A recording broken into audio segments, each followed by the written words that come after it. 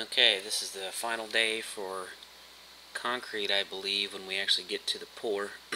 Yep, looks like they're starting to pour the concrete. So they came out early, and before this day, there was a whole bunch of rain, which delayed us for probably 2 weeks from the last video where they were getting all prepped. So they came over early. I don't remember what time they got there. It was 6 a.m. or something, and they did some final touches, and they started putting little chairs. I guess that's what you call them, underneath the rebar, which holds it up, about 2 inches to put it in the middle of the concrete. And they kind of did that as they went because he was telling me that if you step on those, it breaks them, and then they don't hold it up real good and all that. So that's what they were doing. And I can't remember what else. They had a couple of the positions wrong on the garage doors, the big doors there in the front. So I had measured that after the last time they left and came back, and they were able to fix those this morning. And I can't remember what it was. They had to shift a couple of them over and make one of them, one of the forms a little longer or something like that. But they took care of that. And then from the rain, there was a little bit of dirt that had washed down into where the beams were there in the front, I think, and everything else was okay. So they just used the little garden shovels and were able to dig all that stuff back out and get ready for the pour. So the way that the garage sits is in the picture here off to the right, all the way down the driveway is where the street is, and it's a pretty good hike down there. I don't know, maybe 100 feet or 200 feet or something like that. So, and they don't want to drive the concrete trucks on your driveway because they can crack it. They weigh so much. So I had to end up getting a pump truck, and I don't know if you can see it back there in the back on that little picture-in-picture there in the corner. But anyway, what they did is they parked the pump truck at the street, and then all the concrete trucks just backed up to it, and they dumped the concrete in there, and then it shoots it over here in that big hose you can see that's moving around there. And that sucker's heavy, and it took like 3 or 4 guys to move it around.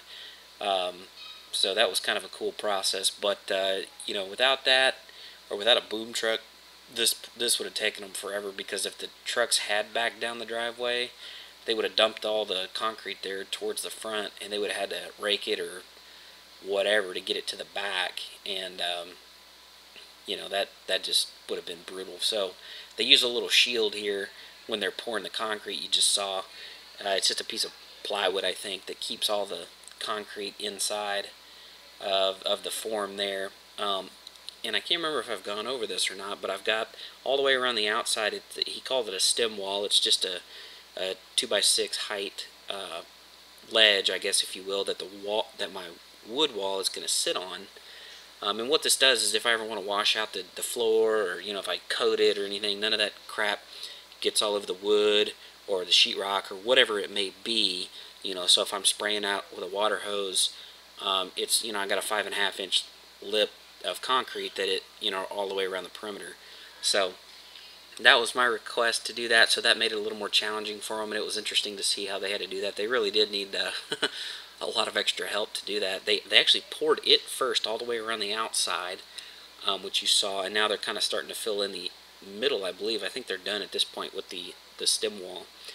And so they let that set, and they started, yeah, you can see they're starting to finish and get the height and everything right there in the middle. And then they come back later after they kind of get some of this stuff done, and you'll see they pull the forms down on yeah, my videos are way out of sync, but oh well. Anyways, they pull the forms out, and then they finish the inside of that stem wall. So it's kind of a cool process. I didn't realize how quick the concrete set up.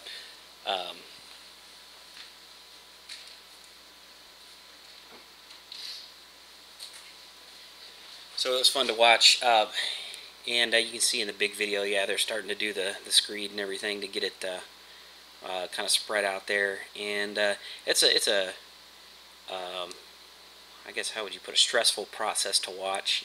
Me not knowing anything about concrete. It was fun to watch them, but man, I tell you what, I think they had 3 full trucks and then 1 partial truck at the very end, and they don't order the final truck until they know exactly how much they need. So by the time they got just a little bit further than where they're at right now on the big picture there, that's when he called it in and said, "This is how much more I need." And it took him like 2 hours, to get over there. Uh, and meanwhile, the rest of it's all getting set up, and I'm over there, like, oh crap, where's the other concrete? So it was, it was an interesting process, and it was fun to watch. But anyways, it came out pretty good. The only problem I had was where the big garage doors set on the concrete. There was a high spot in the middle of each of those, just the way that they did it. So I've been working on recently grinding that down to try to get the doors to shut a little better and seal.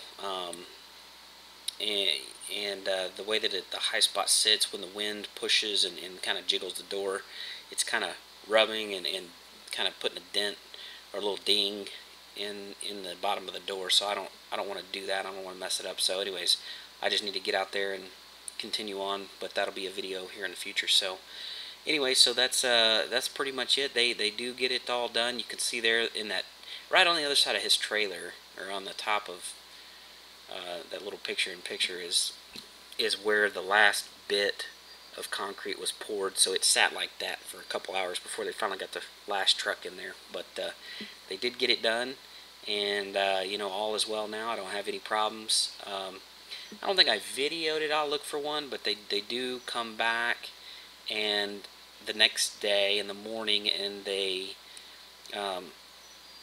again, for my request, they cut some, I don't know what you call them, like a relief cut, and they do it every 10 feet in a square.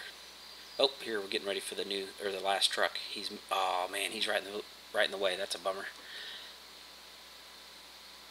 Oh, there he goes. So anyway, so they come back tomorrow or the next day and they cut it, and that's so that whenever you do get your shrink cracks and your, I guess, your stress cracks that concrete gets, because it always will or something, it actually will crack inside those little grooves that they cut. They're only about, I don't know, a quarter inch deep, or something like that.